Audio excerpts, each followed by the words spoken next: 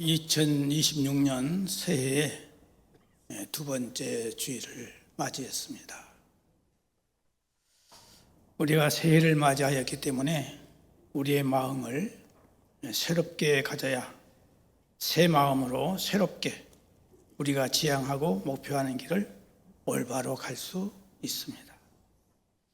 로마서 12장 2절에 보면 너희는 이 세대를 본받지 말고 오직 마음을 새롭게 함으로 변화를 받아 하나님의 선하시고 기뻐하시고 온전하신 뜻이 무엇인지 분별하도록 하라고 말씀하고 있습니다. 우리에게 가장 중요한 것은 내 마음을 지키는 일입니다. 잠언 4장 23절에 보면 모든 지킬 만한 것 중에 더욱 내 마음을 지키라. 생명의 근원이 이에서 남이라고 말씀했습니다.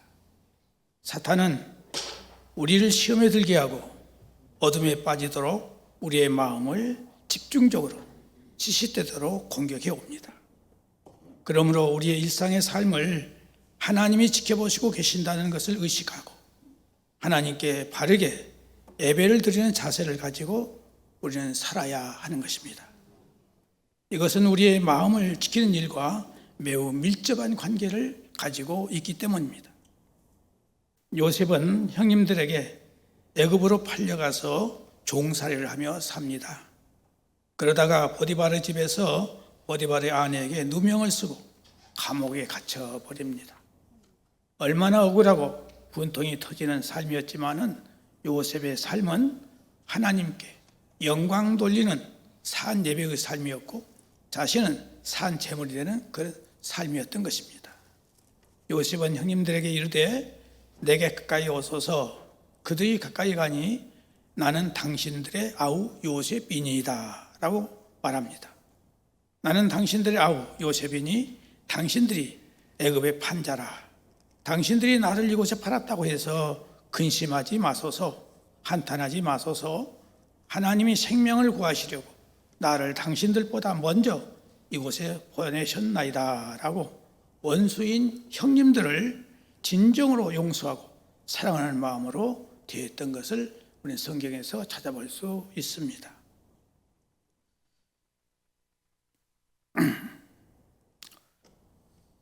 요셉은 그 마음이 변질되고 또 남을 속일 수밖에 없는 그런 환경 속에서도 그가 어려서부터서 성령에 의해서 꿈을 꾸고 성령에 의해서 꿈을 해석한 가운데 그의 삶은 언제나 하나님과 동행하는 삶, 성령의 감동 속에서 삶을 살아왔던 것입니다. 그러다가 17세에 형님들에 의해서 애굽으로 팔려가 보디발의 집에서 노예 생활을 하다가 결국 보디발의 아내의 흉측한 모함으로 인해서 감옥 신세를 지게 되었습니다. 그렇게 어려운 환경에서도 요셉은 그 마음이 변치 않았고 하나님을 의식하고 진실하고 바르게 삶을 살았습니다. 그 이유는 성령님이 자기와 함께하고 계시는 것을 항상 의식하면서 살았기 때문입니다. 계속해서 그는 성령의 인도하심에 의해서 바로의 꿈을 해몽한 결과 바로 왕이 감동을 받아 감옥에 있는 죄수이지만은 요셉을 감옥에서 해방시키고 애굽의 총리로 세웠습니다. 여러분, 세상을 지배하고 다스리는 것이 사람입니다. 그러면 사람을 지배하고 그 사람의 언행을 결정하는 것은 무엇일까요? 그것은 바로 사람의 마음입니다. 그런데 그 마음은 어떤 마음일까요? 성령으로 거듭난 마음입니다. 그러므로 세상을 지배하고 사람의 인생을 바꾸려면 우리의 마음이 먼저 바뀌어져야 합니다. 그 마음은 바로 주님이 하나님이 주시는 성령의 마음으로 바뀌어져야 합니다. 전 세계적으로 히트를 치고 있는 책이 있는데 네나 마리아라고 하는 여성이 쓴 발로 쓴 나의 노래라고 하는 책이 있습니다.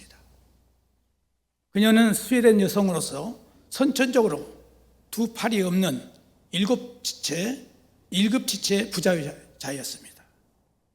그녀가 사용할 수 있는 것은 오직 발 하나뿐입니다. 얼마나 불행한 사람입니까? 얼마나 불쌍한 사람입니까? 그러나 그녀는 발 하나로 글을 쓰고 밥을 먹고 걷기도 하고 발 하나로 모든 일을 하면서 노래도 부르고 기쁘게 살아간다고 하는 것입니다. 그녀는 자신의 마음에 성령님이 늘 함께 하심으로 날마다 기쁨이 넘치는 삶을 살고 있다고 고백을 하면서 살고 있다 하는 것입니다. 이 얼마나 행복한 삶입니까? 오늘 우리에게는 그보다 더 훨씬 자유로운 사람이고 모든 걸 갖춘 사람인데 우리 얼마나 기쁨으로 살고 있습니까?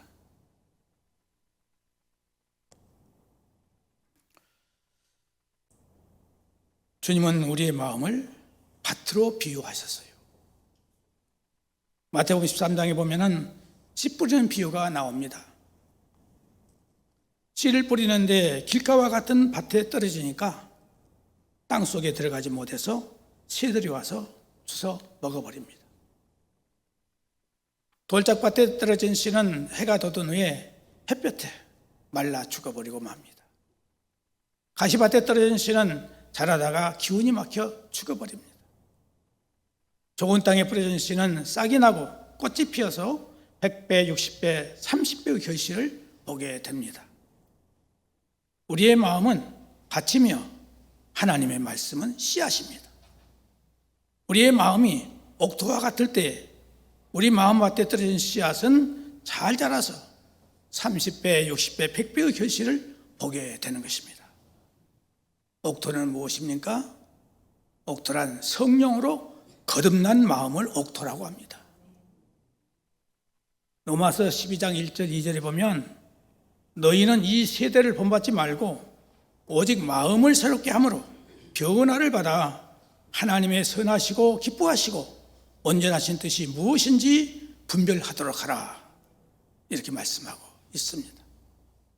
성도에게 있어서 마음은 대단히 중요합니다. 하나님의 역사도 사탄의 역사도 우리 마음에서 일어나기 때문입니다. 그래서 우리는 마음을 잘 지켜야 합니다. 잠언 4장 23절에 보면 모든 지킬 만한 것 중에 더욱 내 마음을 지키라, 생명의 근원이 이에서 나면이라고 말씀하고 있습니다. 사탄은 우리를 시험에 들게 하고 어둠에 빠지도록 마음을 집중적으로 공격해 옵니다. 그러므로 성도는 마음을 굳게 지켜서 마음이 어둡지 않도록, 비틀어지지 않도록 우리 마음을 잘 지켜야 되는 것입니다. 고린도후서 4장 4절에 보면은 그 중에 이 세상의 신이 믿지 아니하는 자들의 마음을 혼미케 하여 그리스도의 영광을 복음의 광채가 비치지 못하게 한다 그랬어요. 그리스도는 하나님의 형상이라 그랬습니다. 성도 여러분, 우리의 삶이 하나님께 예배를 드리는 자는 하나님께 예배를 드리는 자는 산 제물로 드려야 됩니다. 이 말은 우리가 순간순간 알과 말, 행동을 할 때 하나님이 보고 계신다, 하나님이 듣고 계신다는 의식을 가지고 사는 것을 말하고 있습니다. 로마서 12장 1절에 보면 그러므로 형제들아 내가 하나님의 모든 자비하심으로 너희를 구원하노니 너희 몸을 하나님이 기뻐하시는 거룩한 산제물로 드리라, 이는 너희가 드릴 영적 예배니라 말씀하고 있습니다. 이 말은 성령으로 거듭난 마음을 가지고 예배를 드리라 그 말입니다. 우리의 마음이 성령으로 거듭나지 못하면 그 마음은 자기의 생각대로 예배를 드리며 자기의 이기심과 욕심과 세속적인 생각을 가지고 예배를 드리는 것입니다.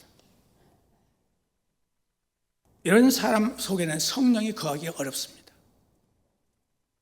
그러므로 우리에게 가장 중요한 것은 내가 성령으로 거듭난 심령인가를 스스로 점검해 봐야 됩니다. 성령으로 거듭난 심령은 성령의 성품이 그에게서 나타나는 것입니다. 갈라디아서 5장 17절에 보면 육체의 소욕이 뭐냐? 육체의 소욕은 성령을 거스르고 성령은 육체를 거스르나니 이 둘이 서로 대적함으로 너희가 원하는 것을 하지 못하게 하려 함이라고 말씀하고 있습니다. 육체의 일이란 무엇입니까? 육체의 일은 분명하니 음행과 더러운 것과 호색과 우상 숭배와 주술과 원수 맺는 것과 분쟁과 시기와 분냄과 당 짓는 것과 분열함과 이단과 투기와 술 취함과 방탕함과 또 그와 같은 것들이라. 이런 일을 아는 자들은 하나님의 나라를 유업으로 받지 못할 것이라고 말씀하고 있습니다. 그러나 성령의 열매는 사랑과 희락과 화평과 오래 참음과 자비와 양선과 충성과 온유와 절제니 이것을 금지할 법이 없느니라. 그리스도 예수의 사람들은 육체와 함께 그 정욕과 탐심을 십자가에 못 박았느니라 말씀하고 있습니다. 따라서 우리의 일상의 삶은 성령으로 거듭난 마음으로 하나님께 예배를 드리며 성령이 주시는 마음으로 삶을 살아야 되는 것입니다. 하나님께서는 아브라함을 부르셔서 믿음의 조상으로 삼으시고 아브라함의 자손들을 하나님의 자녀로 하나님의 백성으로 삼으시고 오직 하나님만을 믿고 섬기고 순종하며 살게 하셨습니다. 그러나 이스라엘 백성들 주변에는 하나님을 섬기지 않고 사신 우상들을 섬기는 나라들이 함께 많이 살고 있었습니다. 이스라엘 백성들은 하나님이 주신 특별하신 은혜와 사랑에 대해서 감사하지 못하고 옆에 살고 있는 이방 민족들의 삶과 죄악들에 대해서 늘 미혹을 받아서 그 영향을 받으면서 하나님께 대한 사랑을 외면하고 이방 불신자들의 문화와 풍습을 음란하듯이 따라가는 죄를 지면서 살았습니다. 이스라엘 백성들은 이방인들의 유혹에 넘어가 하나님의 마음을 서글프게 하고 말았습니다. 그러나 하나님은 이스라엘 백성들을 버리지 아니하시고 변함없이 사랑을 고백하고 계십니다.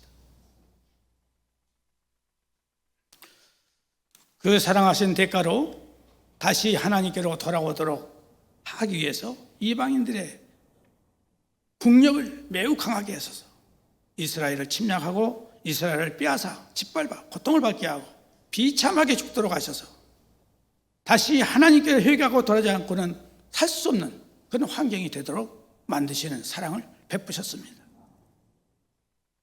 우리가 하나님을 아버지라고 부르는 것은 우리가 얼마나 크고 넓고 깊고 높으신 하나님의 사랑을 받은 사람인가를 알아야 합니다. 오늘 우리의 부모님들의 마음이 꼭 하나님의 마음을 그대로 닮았음을 우리는 알아야 됩니다. 우리가 얼마나 큰 은혜와 복을 받은 사람들인가를 알아야 된다 이 말입니다. 오늘날 우리 부모는 자기 자녀들에 대해서 하늘보다 높고 바다보다 깊으며 우주보다 더 넓은 마음을 가지고 있음을 우리는 고백하지 않을 수 없습니다. 부모는 자식들을 위해서라면 아무리 힘들고 어렵고 가난하고 몸이 아파서 신음하며 병원에 입원해 계시면서도 자식들이 걱정하고 염려할까 봐서 알리지도 않으시면서 자식들 모르게 치료를 받고 고생하는 분들이 바로 우리의 부모가 아니고 누구이겠습니까? 우리 부모님들은 지극히 가난하게 사실지라도 자식들이 잘 되는 일, 행복하게 되는 일이라면 아낌없이 사랑을 베푸시는 것을 우리는 현실에서 얼마나 많이 보고 있습니까? 그런데 하나님은 우리를 부모님과 비교할 수 없이 사랑하심으로 부모님의 사랑하심을 깨닫는 사람이 진짜 믿음을 가진 사람인 것입니다. 진짜 믿음을 가진 사람은 부모의 사랑을 아는 거예요. 부모가 어떤 분인가를 깨닫게 되는 거예요. 그 사람이 예수를 잘 믿는 사람이에요. 부모의 마음을 모르는 사람은 예수를 잘못 믿는 사람이에요.